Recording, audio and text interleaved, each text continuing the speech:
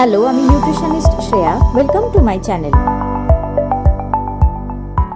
রোজ কম খাচ্ছি তাও রোগা হচ্ছি না, এই লাইনটা কি আপনারও মুখে বারবার আসে?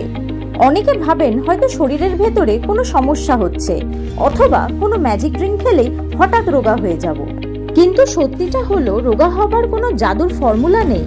আজ আমি আপনাদের একদম সহজ ভাষায় বুঝিয়ে বলবো যে আসল সমস্যাটা কোথায় আর সমাধানটাই বা কি।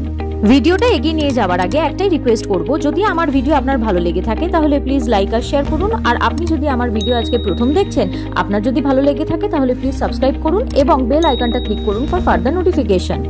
এবারে ফিরে আসি মূল ভিডিওতে। প্রথমে বলবো ক্যালোরি ইন বনাম ক্যালোরি আউট। আপনি যা খাচ্ছেন, অর্থাৎ ভাত, রুটি, তেল, পাস্তা, চিকেন ইত্যাদি যে কোনো খাবার, সব কিছু মিলে ক্যালোরি হয়। এখন সেই ক্যালোরির একটা অংশ শরীর নিজে থেকেই বার্ন করে ফেলে, যেমন শ্বাস নেওয়া, মস্তিষ্কের কাজ এবং অন্যান্য শারীরিক কার্য সম্পাদনের জন্য। কিন্তু বাকিটা যদি বার্ন না হয় তাহলে সেটা মেদ হয়ে জমে যায়। আর একটা কথা মনে রাখবেন, প্রথমে মেদ জমে পেটে।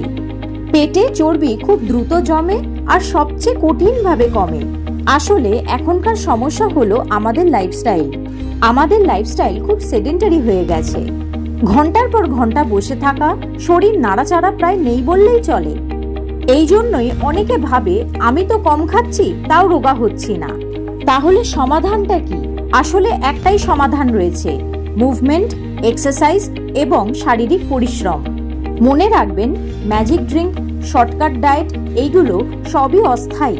দীর্ঘমেয়াদী সমাধান হলো ক্যালোরি বার্ন করা। তার মানে আধ ঘন্টা হাঁটা, হালকা এক্সারসাইজ বা যোগা করতে হবে। যেটা আপনার ভালো লাগে সেটাই নিয়মিত করুন। তাহলে এখন পরিষ্কার নিশ্চয়ই যে খাবার যতই কমান না কেন, যদি নড়াচড়া না করেন পেটের মেদ কোনোদিন কমবে না। তাই প্রতিদিন অন্তত আধ ঘন্টা হাঁটুন বা যে কোনো অ্যাক্টিভিটি করুন।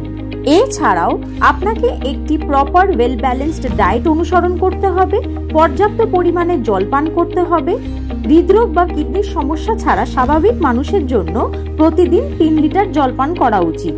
মেটাবলিজম দ্রুত করতে এবং আপনার শরীর থেকে বিষাক্ত পদার্থ বের করে দেওয়ার জন্য আপনি ডিটক্স জল, যেমন জিরের জল, মেথির জল, অ্যাপেল সাইডার জল, ধনে বীজের জল ইত্যাদি পান করতে পারেন। সব শেষে মাথায় রাখবেন, ওজন কমানোর কোনো শর্টকাট নেই। স্থায়ী সমাধান একটাই, যা খাচ্ছেন সেটা বার্ন করতে হবে। আজ এখানে এই ভিডিওটা শেষ করছি। ভালো লাগলে প্লিজ লাইক, শেয়ার আর সাবস্ক্রাইব করবেন। আর ভিডিওটা কেমন লাগলো সেটা কমেন্ট বক্সে আমায় নিশ্চয়ই জানাবেন। Thanks for watching the video. ভালো থাকুন, সুস্থ থাকুন, দেখা হচ্ছে পরের ভিডিওতে।